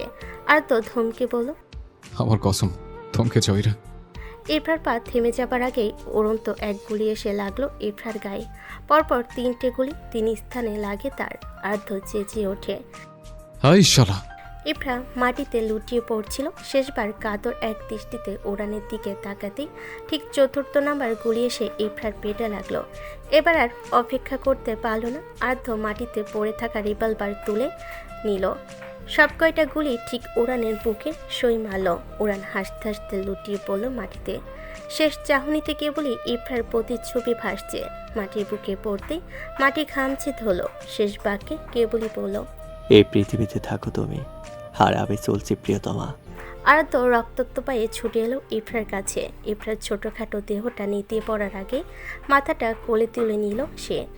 ঘাটের ওপারে পুলিশ এসে পৌঁছেছে। কাব্য ভর্ত চোখে সেদিকে দেখল। ওপারে নৌকা নেই, পুলিশ পৌঁছাতে খানিকটা দেরি হবে। আর তো ইফরার গালে হাত রেখে ডাকলো, এরা এইরা। ইফরা প্রায় নিঃশ্বাস কমে আসছে। আর্দ্র কাঁপা কাঁপা কয়েকবার ঝাঁকুনি দিল দেহটা। একবার হেসকি তুলে ইফরা তাকিয়ে হাসলো। আর্দ্র কাঁদছে, গলা ধরে আসছে, তবুও কাঁপা কাঁপা গলায় আবারও ডাকলো, ইরা, হে মেয়ে, কথা বলো। এসব কি হয়ে গেল ইরা? ভীষণ তৃষ্ণার্ত আমি, একটু পানি খেতাম। পানি নেই তাই না? আর্দ্র চোখ মুছলো। ইফরার মাথাটা চড়ে বালুতে শুয়ে ছুটে গেল সামনে করতোয়া নদীতে। দু একবার হাতে করে পানি তুলল, তবে ইফরার কাছে আনার আগে পানি ফুরিয়ে এলো। আবারও ঘুরে গিয়ে নদীর ধারে বসলো। হাতের তালুতে পানি নিয়ে ছুটে আসার আগে পানি পড়ে গেল। চোখ দিয়ে অঝরে পানি পড়ছে লোকটার। আশেপাশে তাকিয়ে কিছু একটা খুঁজতে চাইল। ইফরা তখনও মাটিতে বসে কাতরাচ্ছে। নিজের গায়ে শার্টের দিকে নজর পড়তেই খুলে হাতে নিল। এরপর নদীর পানিতে চুবিয়ে ছুটে এলো ইফরার কাছে। শার্ট কাঁধের উপর রেখে মাথাটা আবারও কোলে তুলে নিল। ইফরা নিভু নিভু চোখে রক্তাক্ত হাতে আরাধ্যর গাল স্পর্শ করলো। আরাধ্য ভেজা গলায় ডাকলো, হীরা। ইফরা একবার হেসকি তুলল, বেশ কষ্টে জবাব দিল। আরাধ্য কাঁধ থেকে শার্ট নামিয়ে নিল। ইফরা বলল, পানি এনেছেন? গলা শুকিয়ে এসছে আমার। ইফরা পানি খাওয়ার জন্য মুখ মেল। আরাধ্য শার্ট চেপে একটুখানি পানি ইফরার মুখে দিল। তৃষ্ণা মিটল না, তবে একটু হলেও তৃপ্তি পেল মেয়েটা। ইফরা হেসে উঠল। আরাধ্য আবার কোলে তুলে নিল মাথাটা। পুলিশ আসছে, তার নদী পার হচ্ছে। ইফরা আরাধ্যর হাত নিয়ে ঠিক তার পেটের উপর রাখলো। আরাধ্য খানিক চমকিত হয়ে ডাকলো, হীরা। আমায় আমায় মাফ করবেন ছোট নবাব। আমি বাঁচাতে পারলাম না আপনার অস্তিত্ব। আমার অস্তিত্ব? ইফরা আবারও হেসকি তুলল। কি বাবা হতেন ছোট নবাব? আরাধ্যর চোখ যেন আজ আর বাদ মানছে না। অনবরত পানি পড়ছে, চোখ ঝাপসা হয়ে আসছে পালাক্রমে। কাব্য ডেকে উঠল, ভাই পালাও, পালাও ভাই। ইফরা দেখল নীল ড্রেস পরা পুলিশ ছুটে আসছে। ইফরা খানিক দম নিয়ে বিড়বিড় করে আওড়ালো, আপনি পালিয়ে যান ছোট নবাব, পালিয়ে যান। আমায় ভেবে থেমে গেলে বিশাল একখান সমস্যা হয়ে যাবে। চলে যান আপনি। আরাধ্যর কান্নারত গলায় কথা আসছে না। সে ভেজা শার্ট পায়ে বেঁধে ইফরার নেতিয়ে পড়া দেহটাকে কোলে তুলে নিয়ে খুঁড়িয়ে খুঁড়িয়ে এলো ঘাটে। পুরো পুলিশ ফোর্স উপস্থিত সেথায়। একদল রেজার পেছনে লেগেছে, আরেক দল এইদিকে। আরাধ্য অসহায় কণ্ঠে নুরুজ্জামানের উদ্দেশ্যে বলল, আমি ধরো অফিসার, তবু আমার স্ত্রীকে বাঁচাও। আমি স্যারেন্ডার করতেছি স্যারেন্ডার। ইফরার চোখ বুজে আসছে। বেশ কষ্টে কেবলই দুটো বাক্য আওড়ালো সে, ওপারে আমি অপেক্ষায় থাকবো ছোট নবাব। আপনি পৃথিবীর সকল পাপ মুছে আসবেন, আমি অপেক্ষা করব। শেষবারে এক হেসকি তুলল ইফরা। আর সাড়া মিলল না। আরাধ্য স্তব্ধ হয়ে গেল। ইফরার দেহটাকে কোলে করেই আবারও বসে পড়ল সে। কাব্য এসে দাঁড়ালো পাশে, কাঁধে হাত রাখলো তার। দুজন পুলিশ ধরাধরি করে উড়ানের লাশ পার করছে। আরাধ্য ভেজা চোখে কেবলই ইফরার মৃত দেহর দিকে তাকিয়ে থাকলো। ইফরার ক্লান্ত মুখটা শান্ত হলো, সে ঘুমালো। আরাধ্য চেয়ে থাকলো। তার বুকে ক্ষত বিক্ষত হয়ে রক্ত ঝরতে শুরু করেছে। বেলা 7টা নাগাদ পাখির চোখের কোণে জমা হওয়া পানিটুকু মুছল নীরবে। এত নির্মম মৃত্যু কি সত্যিই বৌরানীর প্রাপ্য ছিল? জামিলা বেগম কয়েকবার শুষ্ক ঢোক গিলে গলা ভেজালো। পাখি কি জানি হলো সে জানে না। তার আর মন টিকছে না এই গল্পে। সে উঠে চলে গেল বসা ছেড়ে। জামিলা ডাকলো, পাখি। পাখি থামলো। জামিলা বেগম বলল, কাহিনী সমাপ্তি না শুনেই যে উঠলি? পাখি না ঘুরেই কেবলই প্রশ্ন করলো, এই গল্পের সমাপ্তি নেই। যে কাহিনী বাকি রয়েছে তাতে আমার হৃদয় সায় দেবে না দাদিজান। সমাপ্তি শুনবে না তবে? ছোট নবাব কি তবে বেঁচে রয়েছে? জামিলা বেগম খানিক চুপ থেকে বলল, তার পাপ কি কম মনে হয়েছে তোমার কাছে? এ পর্যায়ে পাখি ঘুরে তাকালো। পুরো গল্পে তাকে আমার পাপই মনে হয়নি। তবুও জানতে চাই, সে কি বেঁচে আছে দাদিজান? জামিলা বেগম পাখির লাল হয়ে যাওয়া চোখ দুটোর দিকে তাকিয়ে বলল, নেই। তবে এই গল্পের সমাপ্তি এখানেই দাদিজান। আমার আর কিচ্ছু শোনার নেই। পাখি ছুটতে ছুটতে সিঁড়ি বেয়ে উপরে উঠল। নিচে বর্ধকিত ঘরখানে গিয়ে দরজা লাগিয়ে আয়নার সামনে দাঁড়ালো। সাজসজ্জে কি সত্যি বৌরানী হতে পেরেছে? পারিনি। তবে একটা গল্প শুনে কি করে এই পুরুষের মায়ে পড়েছে? পাখি নিজের আবরণ দেখে ভয় পাচ্ছে। মাটিতে থাকা গাজর টেনে ছিঁড়ে নিল সে। আরাধ্য নেই, ছোট নবাব নেই। তবে এই গল্পের সমাপ্তি এমন কেন? এটা সমাপ্তি নয়। এই গল্পের সমাপ্তি শুনতে চায়নি সে। হাঁটু ভেঙে ফ্লোরে বসে সে। হু হু করে কেঁদে উঠল। ফ্লোরে মাথা ঠেকে সিজদায় শুয়ে মালিককে ডাকলো। ইয়া আমার রব, অজান্তে প্রেমে পড়াই হয়তো জীবনের শ্রেষ্ঠ দহন, আর সেই দহনেই চলছে আমার হৃৎপিণ্ড। এ কেমন তিক্ত সমীকরণ মালিক, যার সর্বশেষ সমাধান শূন্য। রাত্রি 10টা নাগাদ ইফরার লাশ আনা হলো মেয়ের বাড়িতে। অরুণিমার হাত পা যেন অবশ হয়ে আসার উপক্রম। আদ্য খুঁড়িয়ে খুঁড়িয়ে এসে অন্দরে মেঝেতে শুইয়ে দিল ইফরাকে। চেয়ারম্যান হতভম্ব হয়ে তাকিয়ে আছে কেবলই ইফরার নিথর দেহের দিকে। রাইসা কই থেকে জানি ছুটে আসলো জানা নেই, হুমড়ি খেয়ে পড়ল লাশের উপর। পরপর আরও একটি লাশ এনে পাশাপাশি শুইয়ে দিল পুলিশ। রেনুর মা থেকে শুরু করে বাড়ির সকল কর্মী অন্দরে উপস্থিত হলো। রেনুর মার চোখ জ্বলে যাচ্ছে। বেশ বড় একটা পুলিশ ফোর্স মেয়ের বাড়ি ঘেরাও করে রেখেছে। অরুণিমা একটু একটু করে এসে ইফরার পাশে বসলো। শুকিয়ে যাওয়া মুখটাতে তাকিয়ে থেকে বুঝলো ইফরার চেহারাটা হাসছে। অরুণিমা একটুখানি আদরে হলো, আলতো করে হাত ছুঁয়ে দিল মেয়েটার গালে। তারপর খানিক ঝুঁকে চুমু খেলো ললাটে। চেয়ারম্যান একজন লোক ডাকলো, খবর পাঠাতে বলল শেখ বাড়িতে। রাইসা ইফরার দেহটাকে ঝাঁকিয়ে ঝাঁকিয়ে কাঁদছে। আরাধ্যর চোখের ভাষা অজানা। সে কেবলই এক দৃষ্টিতে চেয়ে দেখছে তার রক্ত কমলিনীকে। রাইসা কেঁদে কেঁদে ডাকলো, ও আপা, আপারে, এই আপা তুই এভাবে শুয়ে আছিস কেন? এই আপা দেখ না, তাকা আপা। ইফরা কথা বলো না। রাইসার বুকে বড় একটা পাথর চাপা পড়লো। সে আবারও ডাকলো, ও আপা শোন না, দেখ তুই এভাবে ঘুমালে কিন্তু আম্মা এবার বকবে আমাকে, কে বাঁচাবে তখন আপারে? ইফরা কথা বলছে না। রাইসা যেন ঘটনা ঠিক বিশ্বাস হচ্ছে না, আবার সহ্য হচ্ছে না কিছুই। তার আপা এত শান্তির ঘুম ঘুমাতে পারে না, একদমই পারে না। অবহেলায় পড়ে রইল উড়ানের লাশ, অথচ তার জন্য কাদার কেউ নেই। অরুণিমা খানিক ফুলরে মাথা ঠেকিয়ে একটু শুয়ে কেবলই দেখছে ইফরা লাশ, লাশ, হ্যাঁ লাশ। আমরা মৃত্যুর পরে সবার আগে আমাদের পরিচয় হারাই, পছন্দের নাম হারাই। অরুণিমা হু হু করে কেঁদে উঠল। প্রেশারের রোগী চেয়ারম্যান, তার শরীর ঘেমে উঠেছে। ইফরার অনাকাঙ্ক্ষিত মৃত্যু কি তাকে সত্যি মুক্তি দিতে পারল না। তবে এই মেয়ে মৃত্যু তাকে এত ভাবাচ্ছে কেন? চেয়ারম্যান বুঝলো তার চোখের কোণে পানির ফোঁটা। কি আশ্চর্য, সে কাঁদছে। এমনটা হবার কথা নয়। রেজা পালাতে পারেনি। কাব্যর কাছে খবর পেয়েছে বউরানী নেই। সদর দিয়ে প্রবেশ করলো সে। টলতে টলতে সে আরাধ্যর পাশে বসলো। পুলিশগুলো বোধহয় খুশি হলো। দুজন ক্রিমিনালকে খুঁজতে তাদের আর বেগ পোহাতে হয়নি। কাব্য এসে বসলো এক পাশে। নুরুজ্জামান দাঁড়িয়ে দাঁড়িয়ে পুরো পরিস্থিতি পর্যবেক্ষণ করছে। অরুণিমা ইফরার গালে হাত রাখলো। এভাবে কিভাবে পালালে মেয়ে তুমি? তোমায় বলেছিলাম আমার ছেলে তুমি ছাড়া কেউ নেই। আমার ফায়াজ তুমি ছাড়া চলতে পারবে না। তুমি সাথে থাকবে না বলে দায়িত্ব এড়িয়ে পালালে, তাই না? অরুণিমা নাক টানলো। না না, তোমার কৃতকার্য এখনো শেষ হয়নি। আমার দেওয়া দায়িত্ব তুমি সম্পূর্ণ করনি বউরানী। তুমি এভাবে শুয়ে থাকতে পারো না। কিছু হয়নি তোমার? রেজা সরল চোখে চেয়ে থেকে ডাকলো, ভাবি, ও ভাবি। দুইবার ডেকে আবারও খানিক মুচকি হেসে বলল, আপনি হাসছেন তাই না? দেখুন আমিও হাসছি। ভাবছেন তো এই ছেলে হঠাৎ ভাবি কেন ডাকছে? সে তো সবসময় বউরানী ডাকতো, আজ হঠাৎ ভাবি কেন? ভাবির স্থান নাকি মায়ের পর। আপনিও তো আমার মা সম্মানের স্থান। আজ মনটা চাইলো ডাকলো। আপনি না আমারে ভাই ডাকেন? আজ একখান আবদার করি শুনেন। আপনি এমনি শুইয়া থাইকেন না তো। দেখেন সবাই কইতাছে আপনি ঘুমাইছেন। আমি জানি আপনি ভাইয়ের উপর রাগ করছেন। উনি বকছে তাই না? আচ্ছা এইবারের মতো আমার কথা শুনেন। ও ভাবি উঠেন না। ইফরা নড়ল না। চেয়ারম্যান আর বসে থাকতে পারল না। ধীরে ধীরে হেঁটে আসলো ইফরার কাছে। পরনের সাদা লুঙ্গিটা মেঝেতে ছুঁয়ে আসছে। ইফরার পায়ের কাছে গিয়ে বসলো সে। দেহের ভর কমে আসছে, কেমন জানি অবশ হয়ে আসছে সব। চেয়ারম্যান নেশাগ্রস্তের মতো গিয়ে ইফরার বালুযুক্ত পায়ে চুমু খেলো। তার আজ ঘৃণা লাগলো না, অস্বস্তি হলো না। সাদা শাড়ি রক্তর স্রোতে লাল বর্ণ ধারণ করেছে। চেয়ারম্যানের চোখে ভেসে উঠল মেয়েটার এই মীর বাড়িতে পদাচরণ। চেয়ারম্যানের প্রতি ছোট ছোট যত্ন, সেসব মিথ্যা নয়।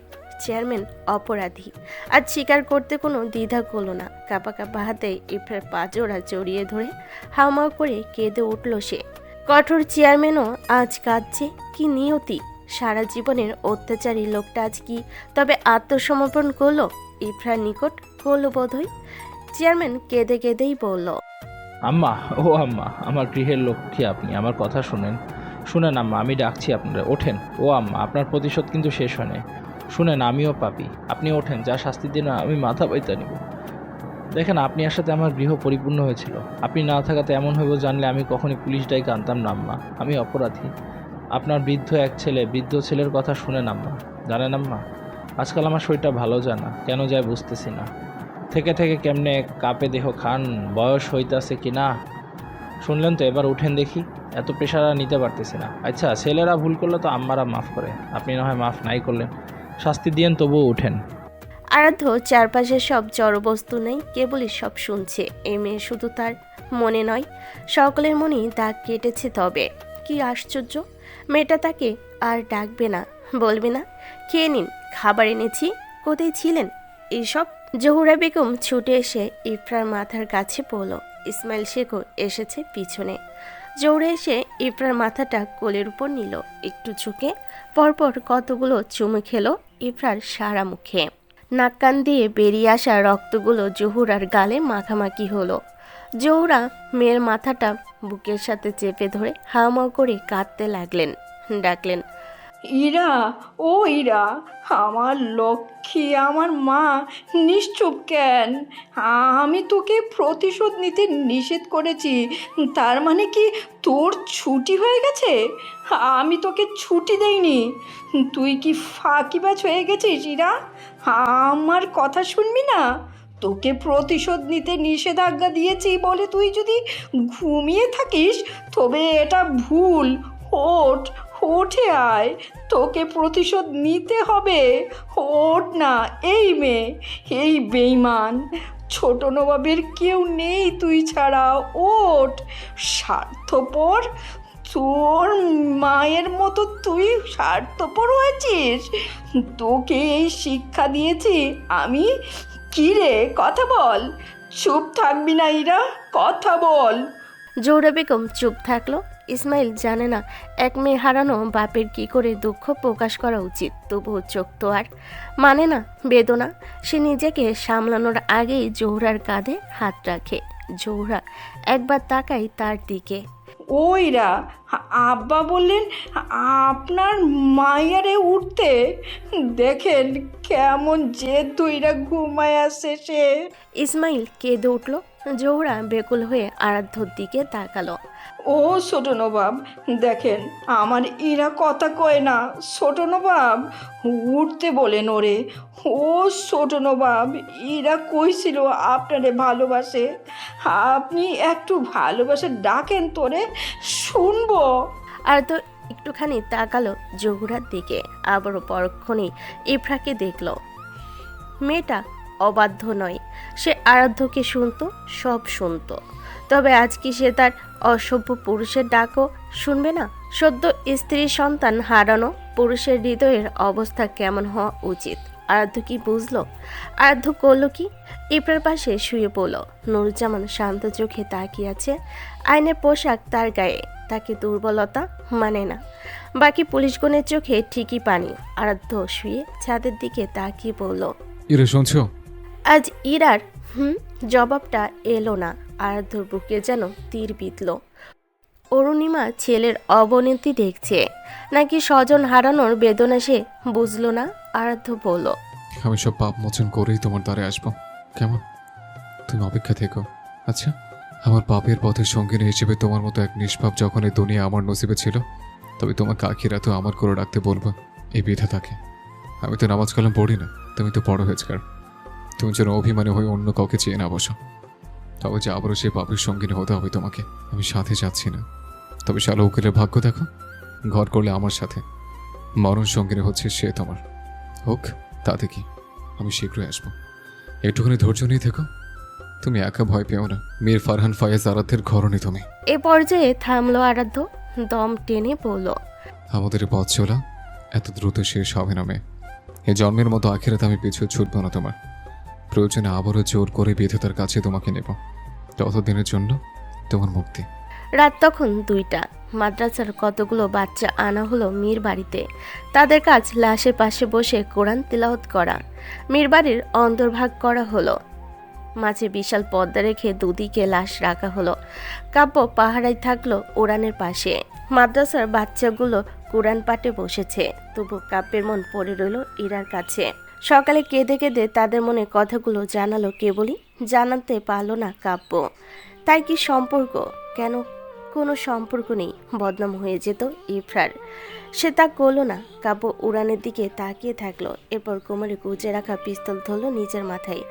খানিকক্ষণ নিজেকে স্থির করলো গুলি চালাতে, তবে হলো না, পারল না সে ব্যর্থ। এত উন্মাদের মতো ভালোবাসিনি সে মেয়েটাকে। জানাজার সময় ঠিক করা হলো সকাল 10টা। সকালের দিকে বড়ই পাতা মিশ্রণের গরম পানিতে গোসল করানো হলো ইফরাকে। পরিধান করা হলো ধবধবে সাদা 5 টুকরো কাফনের কাপড়। মীরবাড়ির বৌরানী মুখ লুকালো আজ চিরতরে। বাহিরে 4 পায়া খাটিয়া অপেক্ষা করছিল তার জন্য। বেশ যত্নের সাথে খাটিয়াতে এনে শায়িত করা হলো ইফরাকে।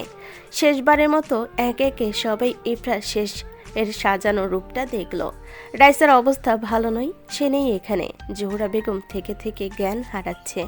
আর তো শেষ একবার এসে মুখের সামনে বসলো, একটুখানি ছুঁয়ে দিল। জানাজার সময় হয়েছে। আরাধ্যর পরনে সাদা পাঞ্জাবি, কাব্যরও তাই। রেজা কালো এক পাঞ্জাবি পরেছে। খাটিয়ার পিছনের দিকে বহনদণ্ড ধরল রেজা আর কাব্য। প্রথমের একদিকে আরাধ্য, বাকি একদিকে বহনদণ্ড ফাঁকাই ছিল। ইসমাইল এগিয়ে আসছিল, তবে সেই একদিক কাঁধের ওপর নিল চেয়ারম্যান। ইফরা ভাগ্যবতী হয়তো, আজ তার ভালোবাসার মানুষের অভাব নেই। বাগানে জানাজার আয়োজন করা হয়েছে। পুরো 2 এলাকার মানুষ এসে হাজির হয়েছে। জোড়া জানাজা হলো। গোরখোরা হয়েছে মীরবাড়ির কবরস্থানে, পাশাপাশি 2টো কবর। ইফরাকে মাঝে শায়িত করা হলো, ডানের দিকে শায়িত করা হলো উড়ানকে। আরাধ্য এক মুঠ মাটি তুলে তাতে চুমু খেলো। বিদায় রক্ত কমলিনী, ওপরে অপেক্ষায় থেকো, আমি আসবো। এরপর সে মাটি ফেলল ইফরার গায়ে। একে একে সকলেই মাটি ফেলতে শুরু করলো। দাফন কার্য শেষ করে সবে যার যার মতো বিদায় হলো। কেবলই থেকে গেল 3 ভাই, পেছনে পুলিশ ফোর্স। রাইসার অবস্থা ভালো নেই। রেজা একটু সময় চাইল তাকে দেখতে, তবে দেওয়া হলো না। 3 অপরাধীকে আবারও গারদে ভরা হলো। কাব্যর চাকরি নেই। যে আইনের শপথ সে নিয়েছিল সেটা রাখতে সে ব্যর্থ। আরাধ্য স্যারেন্ডার করলো। অরুণিমা ছেলের যাবার মুহূর্তে একবার এসে দাঁড়ালো। আরাধ্য জননী পা দুটো ধরে মাপ চাইল। অরুণিমার পুরো দেহ কেঁপে উঠল। পরপর আরও 2টো ছেলে অরুণিমার পায়ে মাথা ঠুকলো। কাব্য আর রেজা। অরুণিমা করুণ দৃষ্টিতেই কেবল বিদায় দিল তাদের। কোর্টে তোলা হলো আরাধ্যকে। বাদী বিবাদী পক্ষের জোরদার তর্ক বিতর্ক শেষে দণ্ডবিধি 36 ও 302 ধারায় মানব হত্যা, নেশাদ্রব্য সরবরাহের অপরাধে মীর ফারহান ফায়াজ আরাধ্যের ফাঁসির রায় কার্যকর হলো এবং আগামী 27শে ডিসেম্বর ফাঁসির তারিখ হিসাবে ঘোষণা করা হলো। আরও অপরাধ ছিল, তবে সেগুলো শুনানি হলো না। অরুণিমা ডুকরে উঠল। চেয়ারম্যান তাকে আগলে নিল। শরীর থরথর করে কাঁপছে লোকটার। জজ সাহেব 2য় দফায় ঘোষণা দিলেন, আসামিকে পালাতে সাহায্য করার অপরাধে অভ্রনীল কাব্যকে চাকরিচ্যুত করা হলো এবং আগামী 7 বছরের সশ্রম কারাদণ্ডে দণ্ডিত করা হলো। 3য় দফায় আবারও ঘোষণা এলো, মীর ফারহান ফায়াজ আরাধ্যর কুকর্মের সকল সঙ্গী হিসেবে রুদ্রনীল রেজাকে 12 লক্ষ টাকা জরিমানা এবং 14 বছরের সশ্রম কারাদণ্ড, অন্যথায় 15 বছর কারাদণ্ড। কোর্ট মুলতবি ঘোষণা করা হলো। রাইসা পাথরে নেই কেবলই শুনে গেল সব। অপরাজিতা এসেছে আজ কোর্টে। ছেলের শাস্তি মাতৃর হৃদয়ে দাগ কাটে। অপরাজিতা ছুটে এসে আশ্রে পড়ে কাব্যের বুকে। কাব্য খানিক মলিন হাসে। রেজা যাবার আগে একবার এলো রাইসার কাছে। ললাটে একটা গাঢ় চুমুক খেলো মেয়েটার। রাইসা শক্ত গলায় কেবলই বলল, আমি অপেক্ষায় থাকবো বাজে ছেলে, আপনি মুক্ত হয়ে ফিরুন। রেজার বোধহয় এতেই তৃপ্তি। অরুণিমার দেহ চলছে না। রায় ঘোষণার পরেই জ্ঞান হারিয়েছেন তিনি। আরাধ্য একবার এসে দাঁড়ালো মায়ের কাছে, কোমরে দড়ি লাগানো। ছেলের অবনতি দেখে চেয়ারম্যান অঝরে কাঁদল। আজ তার অধিক প্রাচুর্য থাকা সত্ত্বেও একমাত্র ছেলেকে বাঁচানোর পন্থা জানা নেই। অপরাজিতাকে আরাধ্যর সারা মুখে কয়েকটা চুমু খেলো। আরাধ্য এক হাতে অপরাজিতাকে আগলে নিল। চেয়ারম্যান কথা বলছে না। আরাধ্যর চোখে মুখে কেবল তৃপ্তির হাসি। সেখানে হেসে বলল, আমার ইরা অন্ধকারে ভয় পায় আব্বা, আমাকে তার কাছে যেতে হবে। সে আমার অপেক্ষায়। আপনারা কে বলে দোয়া করবেন আমাদের জন্য? ইরার বাম থেকে গোর করে যেন আমায় কবর দেওয়া হয় আব্বা। চেয়ারম্যান এক হাতে স্ত্রীকে বুকে রেখে কাঁপা কাঁপা হাতে ছেলের মুখে হাত বুলিয়ে দিল। আরাধ্য অপরাজিতার এক হাত চেয়ারম্যানের হাতে দিয়ে বলল, উনি অনেক কষ্ট করেছেন আব্বা। তার ছেলের যত্ন আমি আর আম্মা নিলেও তাকে অবহেলা রেখেছে আম্মা। বাকি জীবনটা না হয় তাকে সাথে রাখুন। আম্মা চাকলে বলবেন এটা তার মৃত সন্তানের শেষ চাওয়া। আমি তাকে আপনাদের হাতে দিয়ে গেলাম। আরাধ্য খানিক থেমে বলল। চেয়ারম্যান কিছু হয়তো বলতো, আরাধ্য থামিয়ে বলল, সময় শেষ। কজন পুলিশ টানতে টানতে 3 জনকে নিয়ে গেল। 27শে ডিসেম্বর বেলা 12টায় আরাধ্যর ফাঁসি কার্যকর করা হলো। নুরুজ্জামান লাশ নিয়ে এলেন মীর বাড়িতে। আরাধ্যর ইচ্ছে মতোই ইফরার বাম পাশে গোড় ঘুরে তাকে দাফন করা হয়েছে। সেদিন সকলেই বিদায় নিল, কেবলই থেকে গিয়েছে নুরুজ্জামান। খানিক হাত বুলিয়ে দিল আরাধ্যর কবরখানায়। মন ভরে একটু কেঁদে নেওয়া উচিত তার। দায়িত্বের ভারে ভীষণ স্বার্থপর হয়ে উঠেছেন নুরুজ্জামান। কাঁদতে কাঁদতে চেঁচিয়ে উঠল, আমায় ছিঁড়ে খাও হ্যাঁ সীমান্তের শকুন। আমি দায়িত্বের ভিড়ে বিবেক হারানো এক মানব। এই পর্যায়ে অঝরে কাঁদলেন জামেলা বেগম। শেষটা ভীষণ বেদনাদায়ক ছিল তার জন্য। লোকটা কথা রেখেছে, তার ইরাকে সে এক হাত ছাড়েনি। আগামীকাল ডিসেম্বর 27 তারিখ সেই লোকের মৃত্যুর দিন। জামেলা বেগমের যাওয়ার সময় হয়ে এসেছে সেই গ্রামে, সেই পরিত্যক্ত স্বপ্ন নিরে। রাত 8টার গাড়িতে পঞ্চগড়ের উদ্দেশ্যে বাসে চলেন জামেলা। সঙ্গী হলো পাখি। মেয়েটার শেষ ইচ্ছা তার মায়াপুরুষের কবর একটিবার সে দর্শন করবে। তার ভীষণ ইচ্ছে সে দর্শন করবে সেই ভাগ্যবতীর কবর। গাড়ি চলছিল। পাখি আর আগের মতো হাসি খুশি নেই। আরাধ্যর মৃত্যুর দাগ কেটেছে তার মনে। ব্যথা ভুলতে সময় লাগবে। জামিলা নিশ্চিত নয় মেয়েটা কাটিয়ে উঠতে পারবে কিনা। যে ভার সে এত বছরও কাটাতে পায়নি, সেবার এই মেয়ে কেমনে কাটিয়ে তুলবে কে জানে। পাখি অন্যমনস্ক থেকেই হঠাৎ প্রশ্ন করল, পুরো গল্পে আপনি কে ছিলেন দাদিজান? কোনো এক চরিত্র। পাখি কথা বাড়ালো না। তার আর প্রশ্ন করতেই ইচ্ছে করে না আজকাল। কেমন জানি লাগে সব। চোখ দুটো বুঝে ঘুমানোর পায়তারা করল সে। ভোরের দিকে গাড়ি এসে থামলো পঞ্চগড় বাস স্ট্যান্ডে। জামিলা বেগম ও পাখি নামলো দুজনেই গাড়ি ছেড়ে। বহু বছর পর চেনা পথ চেনা শহর। একটা টোটো নিল জামিলা। গাড়ি চলল সেই পরিত্যক্ত বাড়ির পথে। পাখি কল্পনায় এক এক করে চিনে নিতে থাকলো সেই পথ। ইফরার করুণ পরিণত দিন। পাক্কা 3 ঘন্টার মাথায় সেই মীরবাড়ির সামনে এসে থামলো তাদের গাড়ি। জমিলা বেগম নামলো, সাথে পাখি নিজেও। বিশাল এক বাড়ি, তবে এটা যত্নের অভাবে আপাতত বিলুপ্ত প্রায়। জামিলা বেগম খানিক হেঁটে গিয়ে দাঁড়ালেন মীরবাড়ির কবরস্থানে। এক বৃদ্ধা কবর 3টে ঝকঝকে করে তুলেছে। পাখি ভীষণ রকমের অবাক হলো। মনে মনে প্রশ্ন জেগেছিল কে ইনি, তবে তাকে চাপা রাখলো। বৃদ্ধা চলে গেল। জামিলা গিয়ে দাঁড়ালো 3 কবরের মাঝে। তবে পাখির চোখ কেবলই আটকে আছে মীর ফারহান ফায়াজ আরাধ্য নামটাতে। পাখি গিয়ে দাঁড়ালো কবরের সামনে। আজ অকারণে চোখের পানি এলো। পাখির বড্ড ইচ্ছে হলো একটুখানি ছুঁয়ে দিতে, তবে সে দিল না। চোখের পানিটুকু মুছে নিজেকে সামলে নিয়ে বিড়বিড় করলো, আলহামদুলিল্লাহ, চোখের শান্তির।